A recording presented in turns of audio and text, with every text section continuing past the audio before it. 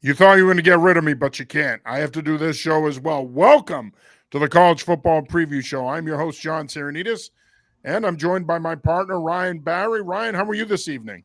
Uh, Reeling a little bit from the end of that Red Sox game. I know you were hard at work there, but you know, I don't know if you caught the end of it there, but there is Game 3, so there is hope. Even though this is a football show, Well, give us a quick recap. I'm a fraud. I like both teams. So okay. I'm the most I'm a baseball junkie. It's my second favorite sport and has been since I was a kid. Me and my wife have done every single ballpark. I'm super into it, but not a Yankees hater. I actually like the Yanks. So I like both teams. Give me a quick little recap of what happened at the end because as Ryan mentioned, I was doing the high school preview show. Yeah, I mean it was 2-0. Then the Sox tied it up. Then the Yanks went ahead, and the Trevor Story hit a homer. It was 3-3. It was the eighth inning and two outs, and Whitlock just couldn't get the third out. The Yankees score on a double. I think from I can't remember, but it was Jazz Chisholm who scored, and then they lock it down in the next inning. So just unfortunate, but last night's game was great. Hopefully tomorrow night's another classic favoring the Red Sox. But that's all you missed. So yeah, well, it sounds like I missed a lot. But the problem the Red Sox are going to run into is they don't have a starting pitcher tomorrow. It could have been Lucas Giolito, but he's out with an elbow injury. So I don't know who starts. I'm assuming it's going to be a bullpen game unless Cora lets it fly and he starts somebody like Connerly early. I don't know. We'll yeah, see. I think it's going to be him. That's what they were saying on the broadcast. So having a young guy making a big start like that's quite the tall order. But hopefully he rises to the challenge. I don't know who the Yankees are gonna send out there. I'm assuming it's either going to be Luis Hill or Cam Schlittler. So Walpole's own Cam Schlittler. So Yes, we shall see. Before we get started, I do want to remind you that we are brought to you by Yolked. If you're looking for a safe and effective protein powder to incorporate into your workouts, Yolked is that product. At only 47 calories and it tastes like birthday cake, it is a safe, all natural, effective way to add protein to your workouts. Visit yolk.com today for more information. Let's get yoked. All right.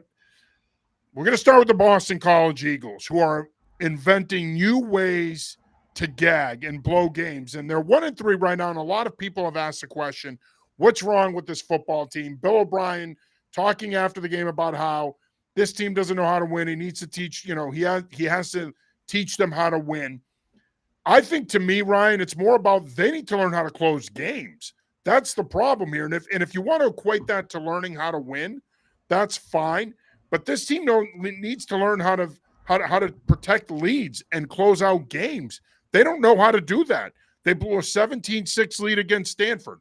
They blew a lead last week against Cal, losing in the last couple minutes, 28-24. Like, this team needs to learn how to finish. Their defense has to be better. Their defense has not been very good this year. They clearly miss Donovan Ezaraku, Neto Okpala. They don't have that pass rush. They've got a ton of injuries. I mean, their secondary's missing 3 starters. They were without Jude Bowery last week. They're starting left tackle, so the injury bug has been a problem. They're 1-3. They need to go 5-3 in their last 8 to be bowl eligible. Do they get there? Do the Eagles turn this thing around?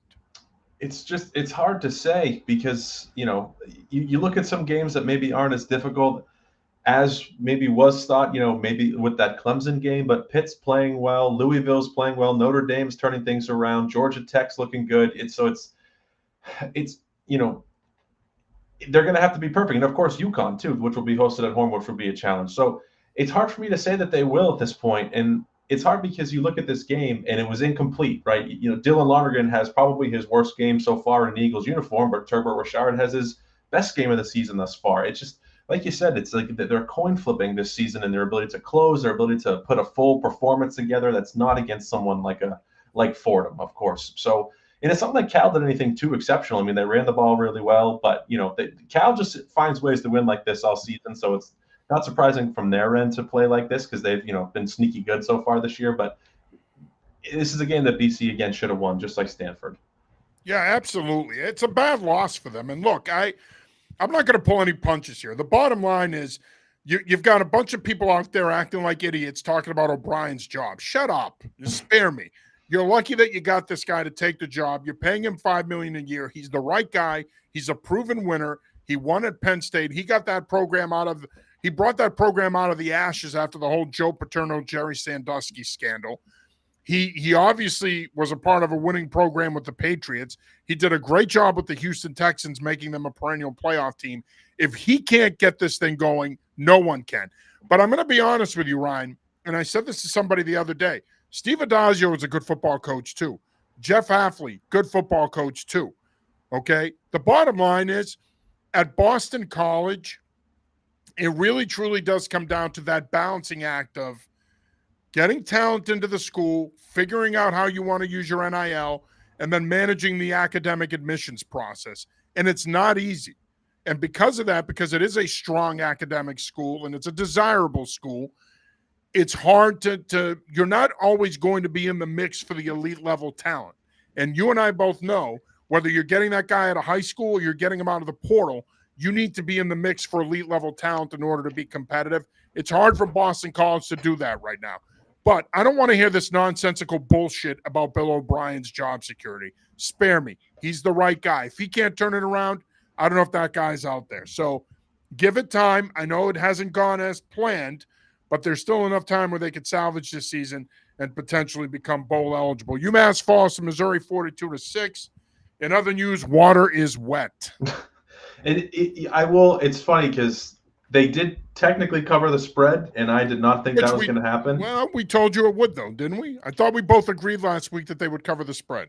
I can't remember. I know in my preview I put 52-6. That's what I put for my. Okay, so we didn't do that. Maybe that was just me. Okay. Yeah, but I had more faith in the alma mater than you did. Yeah, and I guess just historic precedent. So in some ways that's like good, but it's AJ Harrison threw the ball 31 times. They still can't run the ball, and it's really hard to assess where they're at as a program. I'm like working on my preview for the game this weekend. It's like you had a bye week and you've played two Power 4 schools. Like I just like who are they, right? Because obviously there's the loss to Bryant in Temple, but it's that they showed some signs in both those games. I just don't know. This weekend is going to be 20-6 at the half. Yeah, AJ Hairston didn't play bad in the first half. Yeah, they did show signs. So I do think you have Tyler Martin played well. I do think that you have the ability to at least look at it like, okay, you're through September. You've taken your licks. Like let's get into conference play. There's some things there. So I do have some hope that the dream of 3 wins is still, I think, very far off, especially at this point. But I do think that is a very good line. I don't think Western Michigan's done a lot this year, so they didn't get too super banged up. So that's all you can really hope for. But it's definitely not the September that we were hoping for. No, it's definitely not a September to remember. Our good friend of our programming, Bill Vaughn, joins the show. Always great to hear from Bill. Heading out to UMass for homecoming, 13.5-point dogs this week. A win can change a narrative instantly. Absolutely. Oh, yeah. I couldn't agree with you more, my friend. I definitely think it could change the narrative. The question is, Ryan Barry, can they get the win? It's fool me once, shame on you. Fool me 100,000 times. I can't look at it the same. Job. Yeah. So George Bush couldn't remember that line, but you did. Yeah, I know. So I'm not. I can't pick them yet until we see something. But I do think that this game should be close. I do have faith that this game will be closer. It shouldn't be more than a 10-point loss. But again, they've surprised me. But because Western Michigan, as we'll talk about in a bit, is a very beatable team. They are. Of course, they're coming off a 47-14 thumping of previously undefeated URI. I thought that game was going to be closer too. Yeah. It turns out it wasn't. Can Harris Simiak and Bajakian figure out a quarterback? I mean, this is part of the problem, right? Like, you want this program to show progress and start getting better as the season goes on, but you need some consistency at quarterback. One of these guys has to take the bull by the horns here and be the guy. Yeah, I think it has to be Hairston just because. I think so too. You need to see what you have in him. Yeah, and there's been, there was a guy who left the program, a running back, Cookie Desiderio, who left the program. He had some tweet that said the real quarterback isn't the one who's been playing, and everyone thought he was alluding to Hairston. He's a disgruntled player. You never know, how much is juice there. But there seems to have been a lot of chatter from what I've heard about Hairston being the guy, but, he looked really good. But, they paid Brandon Rose all this money, and, Grant Jordan can run, which, Hairston doesn't do as much. So, but I just think that Hairston showed something last year. He's a pocket passer. He's got a big arm. just roll with him for a little bit because he's closer to Rose for what you've been working on, I feel like, over the summer. And Grant Jordan's great. He can offer a lot, but I really do think that it's got to be Hairston until Rose comes back, if he comes back. And honestly, if he wants to come back, I mean, we could very well say, you know what, I'm actually all set. I'm going to use this year of eligibility again if he has the ability to do that and transfer, right? So, like, let's hope it doesn't come to that, especially if things keep getting worse. But give Hairston a run and see what he can do. Man, I mean, do you think it's that bad for him that he would say, the heck with this, I'm out of here already? I mean, I just feel like you see that That's a not lot. good. I just think you see that. No, a lot I more agree. in I college think in this football. era of the, I agree with you. We saw with Thomas Castellanos last Right, year. exactly. Guys are perfectly willing to quit now. Right. I mean, it is what it is. Yeah, and I haven't heard any chatter, I haven't seen anything about that, but it's just something that I do wonder with, because initially we were like, oh, he could be out a few weeks, like then maybe a month through September, but we haven't heard a lot about it yet. So it's just kind of one of those things where, unless Harrison just gives you that chance to win, you don't even have to look to Rose. It's like, why are, I think it's fair to say by mid-October, if we're not hearing more about it, it's like, well, why isn't he playing? Well, what's going on, right? Is this really that bad? 'Cause if it is, we should know that. But yeah, and we're not going to waste your time, folks, talking about program dropping and everything else. I know we got into that a little bit last week. We're going to focus on the positive here with the Minutemen. UConn with a 2017 last-second win over Buffalo. The offense sucked, but the defense carried the day. The Huskies win on a last-second field goal. They return home to the Rent this weekend to take on FIU. They're 3-2, right? So for your UConn fan, you got to take it. But boy, that wasn't pretty. And they're not exactly somebody you should be touching right now in terms of the gambling game. No, yeah, they have their ability to cover the spread and has been, if you are of the gambling persuasion, has been all over the map. Of course, with the Delaware game, this game, the Ball State game. But their ability to run the ball is a bit surprising. I mean, Buffalo's a very strong team, but for Joe Fagiano to lead in rushing yards says a lot about where the team played. But to grind out a win and is what you need, especially after a rough couple weeks. Yeah, and again, look, the schedule is still set up in their favor. They win this week, they're 4-2. You're a couple wins away from being bowl eligible. Still think that the schedule is favorable. I need water.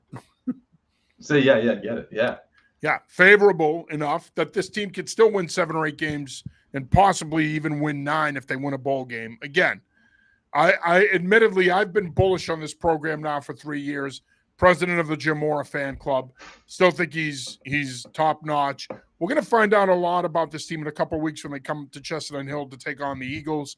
But nonetheless, they're 3-2. And with a win on Saturday, a game they should win, they should improve to 4-2 and be on the doorstep of bowl eligibility. Bill joins us again. Hairston has a real arm. Wide receivers need separation. McConaughey is my guy. Thoughts on that, Ryan Barry? I mean, he's right with the big arm, and I think we're still waiting to see. We're just still waiting to see everyone break out. Like when you look at the stats and you look at where this team is so far this season, it's really frustrating. Where again, I know you can't necessarily you do control your schedule by setting it, but to some degree, this was really, really poorly planned for the way that to try and get in some sort of flow. I mean, obviously you have those 2 games, against more winnable opponents, but to schedule back-to-back Power 4 games, after a bye week, I mean, with a bye week amidst that is really, really challenging to try and get in any type of. I agree. It never made sense to me. This is a program that needs to get off to a good start. And you go Iowa, bye week, Missouri. And I think they thought, well, we built in the bye week in between, they should be fine. But I don't understand it. Yeah, I mean, but to his point, I liked what I saw from Jake. I always get his name incorrect. Jake McConaughey, I think is how you would say it. He's a big wideout who can play outside, but like we need to see more from him. We need to see more from Tyree Kelly. I do like that we have 10 catches so far from our tight ends through 4 games, which may sound silly, but compared to last year and where the tight end game has been, like how can we get Max Dowling more? How can we get these guys, who were so, had a pretty good pedigree coming out of the portal to get them playing well and maybe it's just the opponents. I'm not sure, but I want to see more from him. I want to see more from Donnie Gray. Someone needs to give Jaquan Gibson another element. And we need to see more from T.Y. Harding too, right? I don't know if it's injuries. I don't know what it is because I know that he got banged up the first week, but we just need to see more from these guys that we were promised. Yeah. No, I agree wholeheartedly, especially Harding. Local guy that can give you that big play element. He gives you that alignment versatility, can play in the slot, can play outside. You can do some different things with him in terms of getting him the ball in space. He's a guy that needs to become more of a factor in this system. All right, going over to the CAA, we'll start there. Brian losing 26-24 to Towson on a last-second two-point conversion. Tough loss for the Bulldogs. It dropped to 2-3. They host Maine on Saturday. Can the Bulldogs bounce back against the Maine team who picked up their first win on Saturday, 37-30 over North Carolina A&T? Yeah, that was big for Maine. Especially considering the Stonehill loss, which again was tremendous for the Stonehill program. But I think for Maine to have come off such a close loss to William and Mary, not get that, but it was big. You get it at home. You keep those fans engaged. Carter Peavy finally looks good. They ran the ball pretty well, and I think that it was really, really important. And they've got a little bit of a run here coming up with the schedule where they could potentially throw some wins together. Bryant will be tough, but they're beatable. Then they get Merrimack and Elon. This is a 3-game stretch where the Black Bears can start to play them back towards 500. Yeah, no, I agree. And as for Bryant, they need this one because again, you beat UMass 3 weeks ago. You got the high of picking up your first FBS win in program history. Then you lose a tough one to Campbell. Then you lose a tough one at Towson. All of a sudden, now the defense, which was a strong suit at the beginning of the year, starting to look like they're going to be a little bit of a problem here again. If that's the case, now that puts more pressure on Brennan Meyer in the offense. This is a big one for the Bulldogs. They lose this one and they drop to 2-4. It could potentially be the start of something you don't want. If they win it, now you get things back on track. And, of course, if they win it, that would be their first CAA win in program history. UNH 24-6 over Albany, taking care of business. It's a game that they should have won, and they did. Villanova comes to town this week. Much stiffer test, much bigger game. UNH's next 2 games, Villanova at home at URI. I think we're going to find out a lot about these Wildcats.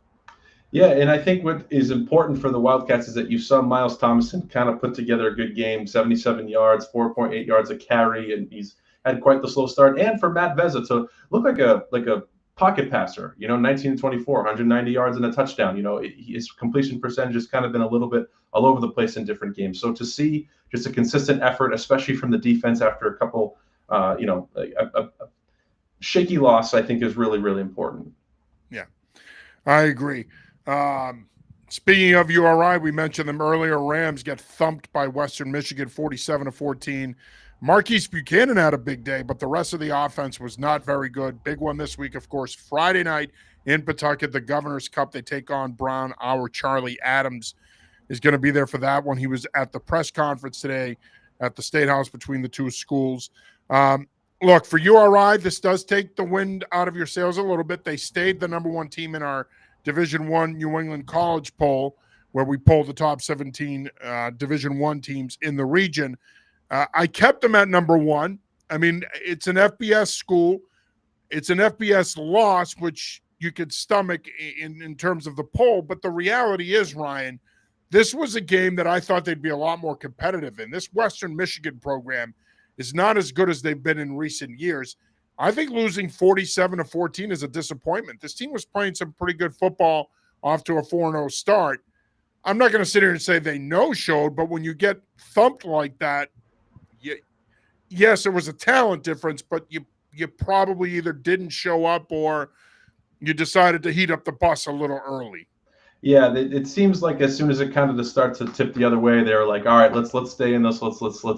Let's walk out here healthy, which makes total sense. It makes total sense. You've got way more to play for in front of you. I mean, it'd be nice to be at an FBS school, but yes, getting out of it healthy and looking forward to the rest of your season is more important. Yeah, but it's just weird because it was a close game to start. They're 7-3, in the first quarter, and you're like, oh, the Rams might be able to do this. I mean, UNH played close, against the MAC school a couple weeks before that, and it's funny because you look at the way that Devin Farrell and the quarterbacks played, and it's not horrible. That they threw for the most passing yards against Western Michigan out of any team they played this year. When Western Michigan's played Illinois, they've played Michigan State, and it was Devin Farrell who's thrown for the most yards, right? So just kind of odd, like of a loss, and definitely a little disappointing, especially to be close to 50 points allowed. Staying in the CAA, Stony Brook beats Merrimack 35-10. Disappointing loss for the Warriors. But Mike Ginetti's squad comes home this weekend to Duane Stadium, where they're going to take on Robert Morris. So an opportunity to win and get back to 500 for the Warriors. But nonetheless, this is another game that I thought they could be competitive in. Stony Brook hasn't been as good as they were last year. Not the case. The Seawolves take care of business in this one. Yeah, it's like you said, it's not like Stony Brook has really been as good as advertised coming into this season. So I think to lose as bad as they did like that was really, really disappointing, especially coming off like a really gritty win against a solid Central Connecticut team. Yeah, no, I agree. We mentioned Brown, of course, playing URI in the Governor's Cup. Man, the Bears took it on the chin Saturday night, losing to Harvard 41-7. Jaden Craig has a monster game, throws 4 touchdown passes. The Crimson improved to 2-0. The Bears dropped to 1-1. Coming off a 46-0 win over Georgetown, you thought that this Brown team was well equipped to be competitive. They played Harvard tough at Harvard a couple of years ago. Of course, they beat the Crimson last year at home, but no such luck. This Harvard team is a wagon, and we are heading towards a Harvard-Yale collision course at the end of the year that not only will determine the Ivy League, but who gets that playoff spot as well in the FCS playoffs. Yeah, I mean, 317 passing yards allowed is not good for Brown. You know, I know that Georgetown is not as strong a program, but like to think that you might try and build some momentum and then just see who you might be able, who you might be this season is tough. You can't run the ball, and just it was dominant from start to finish. I mean, 21 points in the first quarter, alone is I don't know how you can hang in there when it's so easy for Harvard. But it's, again, like you said, it's potential another Harvard-Yale showdown, which is fun for us. Speaking of Yale, they pick up a 41-24 win over Cornell. And look, bottom line is it's Joshua Pitzenberger's world, and we're just living in it. Another 3 touchdown passes for Pitzenberger, who's in the driver's seat to be the Bushnell Offensive Player of the Year in the Ivy League. I mean, he's poised to have a monster season. And look, Dante Reno, you can start to see it on the stat sheet. He's starting to get comfortable as the quarterback in his father's offense at Yale. But this is, no matter who the quarterback was going to be this year for the Bulldogs, this was going to be Pitzenberger's show. He has lived up to the hype so far. He is a dude. He's looked like a dude. Yale looks like they're the real deal. They go to Lehigh on Saturday. Yeah, 5.1 yards per carry is outrageous. And I know that Cornell has had a tough loss in week 1, and maybe this game was a little bit closer for comfort, I think, for Yale, but this could just be part of those kind of early game parts of the season. They're starting a little bit later, getting the dust off, and it's just as good a start as you can hope for the offense, at least. Yale's defense needs to kind of figure things out a little bit. Dartmouth beat CCSU 35-28. Who are these guys? I mean, as good as Dartmouth has been in recent years, they've won the old-fashioned way. They've earned it. It's been through running the football, relying on their defense, winning close games, playing a 3-phase game. Sammy McCork all of a sudden goes out and hires Shane Montgomery, familiar name to UMass fans, hires Shane Montgomery. Montgomery comes in. He's known for strong running games, play action passing, shot plays down the field. Montgomery comes in, and all of a sudden now Dartmouth has a big 3 from a skill position standpoint. Grayson Saulnier at quarterback, DJ Crowther at running back, Grayson O'Hara at wide receiver. All 3 had a big day in this one. We're talking about Harvard and Yale, but Dartmouth looks to be clearly in that conversation as well. If nothing else, they're probably the 3rd best team at worst in the Ivy League right now. Yeah, and if they can hang, being able to score as many points as they are, that certainly beckons well against Harvard and Yale, who are going to be able to do that as well when those games come up, right? So, yeah. A huge shout out though to CCSU. I think this would have been probably one of their biggest wins in recent memory, I think, against a really good Dartmouth program. And Brady Olson probably played his best game in a Blue Devil uniform as well. And just, it sucks for the Blue Devils, who had a lead at one point and just couldn't put this away. No, it's a disappointing loss for them, because you're able to play with and hang with an Ivy League team. Yeah. You probably should have won the game, but again, that Dartmouth offense has been really good. We're the show of positive reinforcement, and we talk about moral victories all the time. I feel like that's all we ever do on these shows. But if you're Adam Lechtenberg and this coaching staff, you got to look at this objectively and say it sucks that we're 2-3, but our guys offensively played really well. We've got a lot to work on defense, but we played pretty well. Who's the most surprising team in New England, young Ryan Barry? I feel like I know where you're going with this, and I'm going to guess, is it the Stonehill Skyhawks? It is not. Okay. I thought you would get this. Then Clearly, my asking vague questions didn't work. No, is it a fellow purple team also in New England? It is not. It is not the 0-5 Holy Cross. Okay. No, though they've been a disappointment, but it is not them. Okay. Semi-purple adjacent. Is it the Sacred Heart Pios? It is. Yes, it is there we go. Pios. All right, third time's a charm. Yeah. Pios with a 35-31 win over Delaware State. Deshaun Jackson's Delaware State program, nonetheless. Pios improved to 4-1, man. They're at Central Connecticut State this weekend. Did anybody see this coming? I didn't, because when we think about this program, as much success as they've had in recent years, especially under Mark Knopfrey, they're another program. Run the football, play good defense. Your kicking game has to give you an opportunity by tilting the field. They're another program that wins the old-fashioned way. All of a sudden now they're the Mouse Davis run and shoot Portland State team. They're scoring 30+ every week. Where the hell did this come from? Yeah, back-to-back weeks of 30+ points is crazy. Like it's just to see them winning in shootout fashion, and Kevin McGuire 10 receptions. Right? I think they have a quarterback. I think Jack Snyder might just be the real deal. It just took him a little bit. Mitchell Sumner has been terrific for them. Right. Yeah, they're just kind of putting it together. I'm sorry. And maybe this is where it stinks when you're thinking about the Pios, and like if they were still in the NEC, they'd be competing for a potential conference title the way that they're able to play this year. And I know that they'll be in the CAA soon, but still really, really impressive to win in shootout fashion back-to-back weeks. It is. And I think the other part of this that I think is important is that you want to build momentum heading into the CAA next year. And I think that they're doing that. Now, this will be a tough test at CCSU, and these two know each other well. They've played each other for a long time, of course, in the NEC. But if they win this one, now all of a sudden you're 5-1. This is a program now that can win 7 or 8 games. And as I mentioned, build some real momentum heading into the CAA next year. Our good buddy NEC Blitz joins us. Sacred Heart. You are correct, sir. Another good friend of the show joins us. Willem at the train station, drunk, sad the Red Sox lost, but the Pats are looking good. Well, hello, Willem. Willem, you can't win them all, my friend.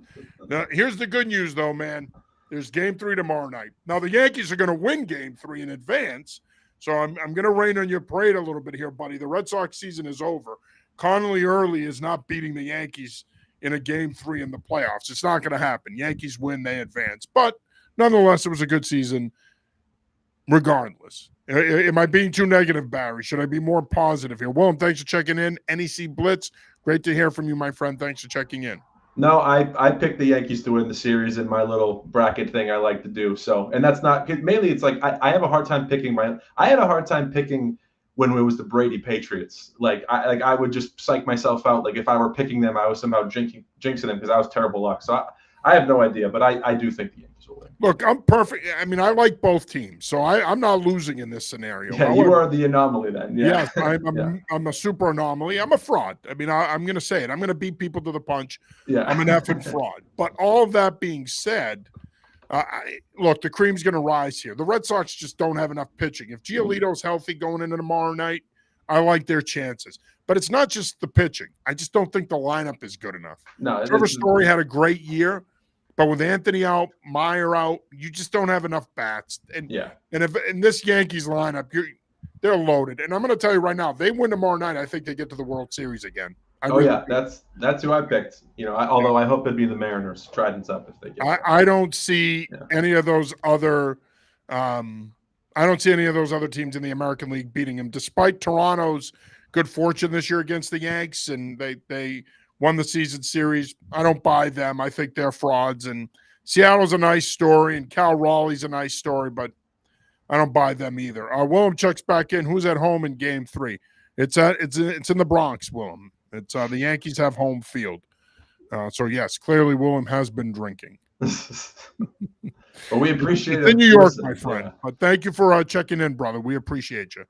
You mentioned Holy Cross. Crusaders dropped to 0-5 after a bad loss to a bad Fordham team. Now, these were two teams that just 3 years ago were in the mix to win the Patriot League, and Fordham was probably Holy Cross's top competition in the league.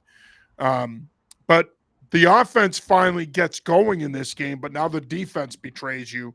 And it doesn't get any easier, unfortunately, for the Crusaders. Harvard comes to town this week. Just a really tough start for Dan Curran's team. It's so surprising because they're losing by an average of 6 points a game, but most of them are 2, 3, right? You take away the Yale game and it's 2 or 3 points. It's yeah, and almost beat Northern Illinois on opening weekend, lost 19-17. Yeah, and I think what hurts the most about this is, like you said, it's Fordham. Fordham has been really, really not the same program they've been the last few years, and to do it in this fashion, sure, it's on the road, but they looked okay for part of it, but just Swanson just isn't there. You finally saw maybe a little bit. Yeah, you saw maybe a little bit of Jaden Clairvaux finally, a touchdown and 84 yards, but I don't know what it is. I don't know. It's the secondary is not able to defend the pass, and it just they can't put together a consistent game again. And it's just you've got to be pulling your hair out if you're Dan Curran because you're there every single game, and it's just it's like you said, we're the show of moral victories, but this is when those moral victories stop. It's like, okay, dude, at some point we got to win a game. Yeah, no, I agree. Speaking of purple, Stonehill beating Long Island 10-3. Nice win for Eli Gardner's squad. They hit the road to Duquesne this weekend. Duquesne coming off a big win over New Haven. Chargers dropped to 2-3 on the season. They come back home this weekend to host hapless Pace, so they should win that one and get to 500. Mark Powell's squad has played well in spurts, but they were overmatched last week defensively. The offense struggled. A.J. Perry playing well, but can be turnover prone. But the Chargers do have a good opportunity here to get their season back on track with a home game against Division II Pace. All right, you want to preview some games here for the upcoming week? Yes, and if you would like, I tallied our September totals. Excellent. Yes, and Excellent. you are. Before you tell us that, okay. I don't mind to interrupt you here. I'm just going to do a quick read, and then you can tell us where we're at, and then we can pick the games. Sound good? Hell yeah, let's do it. All right, you are watching the College Football Preview Show presented by Yolked. I'm your host, John Sarianides. And I'm joined by my partner, Ryan Barry. Just a reminder, if you're looking for a safe and effective protein product to add to your workouts, Yolked is that product. Tastes like birthday cake at only 47 calories. Not only tastes good, but it is effective. Visit yolk.com today for more information on this great product. All right, give us the numbers, Barry. Where do we stand? So you've got a 1-game lead here with 40 wins to 19 losses, and I have 39 wins to 20 losses. But strong start. Yeah, really, really strong. I mean, some of these games are, maybe a little bit easier, but you absolutely our toughest week was that week 3. You went 5-6, I went 4-7. That was the week where BC lost, UConn lost, UMass lost. That was the that way. Well, UMass losing to Iowa was no, nothing to be surprised about. But we're picking well, and not like it is a competition, because as long as we're not under 500, because if we were under 500, then I wouldn't recommend people watch this show. So yeah, there you go. Yeah. All right, well, let's start with the Eagles then. They traveled to Pitt this week to take on the Pittsburgh Panthers. Pitt comes into the game at 2-2. The Eagles are 1-3. Pitt is favored in this one by -6.5. Who you got, big boy? I don't know. I want to pick Pitt because I do think that they're the better team. They've had better losses. West Virginia and Louisville, both really strong teams. But something I can't see BC being 1-4. It's hard to think that they would be, even though I would have circled this honestly as a loss coming into the season. So I think just for the sake of maybe being a New Englander, I'm going to take BC, but I really do feel like it's going to be Pitt's game. I don't want to pull a Lee Corso on you here and say, not so fast, my friend, but I'm going to do it anyway. Not so fast, my friend. I'm taking Pitt here. I think Boston College covers. If I were putting my money on this one, I would take BC as the dog. I think it's probably a 24-21 type of game, maybe a 28-24 type of game. But as far as who wins this game, I'm going with Pitt. I think Boston College's defensive problems are real. I think the injuries are catching up with them, especially in the secondary. Tim Lewis is a hell of a coach, hell of a coordinator, but when you have that many injuries, you can only do so much. Like I said, I think they're catching up with the Eagles. I like Pitt in this one. All right, next up, we are going to go to the MAC, where the alma mater is at home against Western Michigan. As our good friend Bill Vaughn mentioned earlier, The Broncos are 13.5-point favorites here. Two-part question here for you, Barry. One, do the Minutemen finally get off the schneid here and pick up their first win of the season? And two, do they cover? I do not think that they win, but I do think that they're going to cover. I am worried about if it starts to get out of hand, that the Broncos really try and run it up with former UMass head coach Walt Bell as offensive coordinator, looking to stomp out what was really not a great time while he was here. So, but I do think that they don't run the ball, particularly well. Like they're okay passing. Like this is the opportunity that UMass can show they can hopefully try and run the ball. Rocco Griffin, this is his game. This Brandon Hood, this is his game. The Broncos do not defend against the run very well, and they don't run the ball particularly well. So this is a game that they can win, But I am a little discouraged thinking how bad URI lost last week, and I do think that if URI played UMass, it would be a coin flip, to be honest. So that does worry me a little bit. I don't think UMass is going to win, but I do think they'll cover. Yeah, I'm not going to go that deep with it. Western Michigan wins this game. I'll agree with you that they may not cover. 13.5 might be a little too thick. Maybe they win by 10, but Western Michigan's going to win this game. Look, I want to be positive about the Minutemen. I'm a big Joe Harrisimiak fan. I see the vision. I know what he's trying to do there. I see Bamford's vision. But right now, this roster's not good enough. They'll be lucky to win a game this year. Maybe two tops. Now, I could be eating the shit sandwich by the end of the year, but I don't think I'm going to. They are who they are. I'm going with Western Michigan here. All right, next up, UConn hosting FIU at home. And the Huskies are favored in this one by 7.5. They have not been a good team to put your money on this season, especially the last couple weeks. FIU comes into this one 2-2, not bad for the Panthers. Huskies coming into this one 3-2. I'm going to take UConn here, but I think they win by a field goal again. I don't think they cover that number. I think FIU plays them tough. Give me the Huskies here in a 24-21 type of game. Same. Yeah, I'm going to take UConn to win, but I am not confident enough to pick them outright with that spread and just how topsy-turvy they've been. FIU doesn't have like a lot of quality games, I would say, so far this year, and including their wins. So, yeah, give me the Huskies. And again, I just hope the offense doesn't start to go the other way here. Fagnano, Edwards, Bell, the big three in that offense have been terrific, but they need to get Victor Rosa going. That guy's in witness protection. I looked for him in the back of my milk carton the other day. Like, get him going. And I'm not saying this because he's a Connecticut kid. He's a good player. He was a big part of their offense. As a freshman, his role is diminished. They need to get him going. He could be a really nice compliment to Cam Edwards, and he could be a factor in the passing game. Let's go. # get Victor the ball. All right, let's go over to the CAA. Governor's Cup Friday night in Pawtucket. Brown is the home team. They host URI. Rams coming in at 4-1. Bears coming in at 1-1 after a loss to Harvard. This game has been competitive in recent years, but URI has dominated this series. I look for that to continue.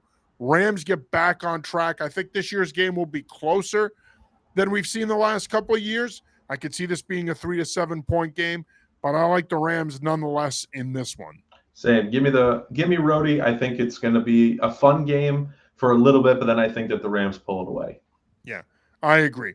Next up, we have Villanova coming into Durham at 2-2. They take on the 3-2 Villanova. I'm sorry, the Villanova Wildcats. They are the Wildcats, but the Villanova Wildcats taking on the New Hampshire Wildcats. Games in Durham. Villanova, kind of a tough team to read.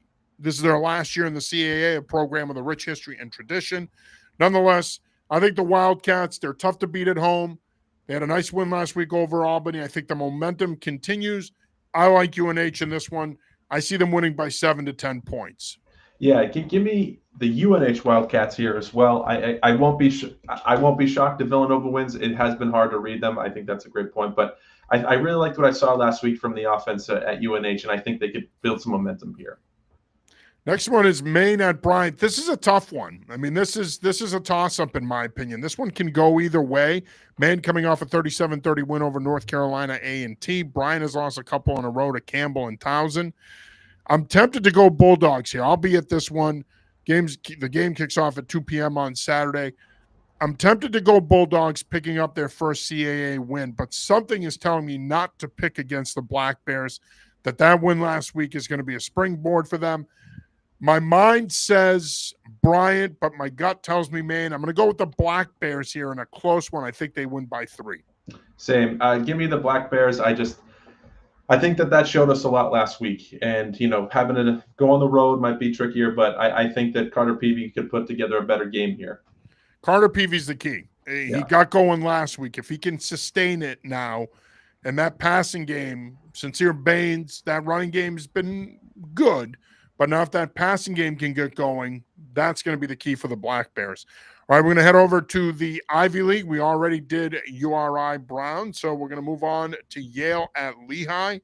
This is a big one. Lehigh comes into this one at 5-0. It's going to be a big test for the Bulldogs. It's been the Joshua Pitzenberger show so far, but I think in order for them to win this game, they're going to need Dante Reno and that passing game to make some plays. I think they do. I think they get it done. I think this is a really close game, a 20-17 kind of game. But I'm going to go a little homey here, and I'm going to take the Bulldogs in a close one over Lehigh.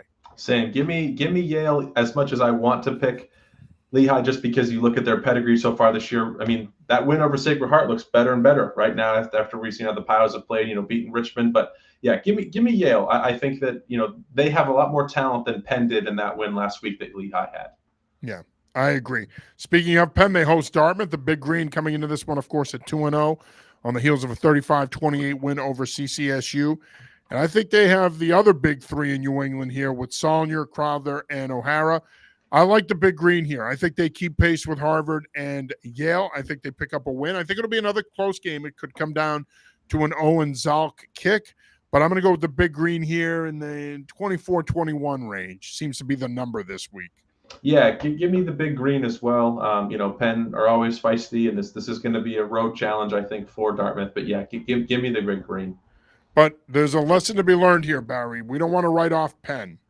No, we can't. We simply can't. No matter whether they're Bic or Gel, we can't. Yeah, we can't write off Penn. They're always a tough team. Yeah. So there you go. I'm sorry, I couldn't help myself.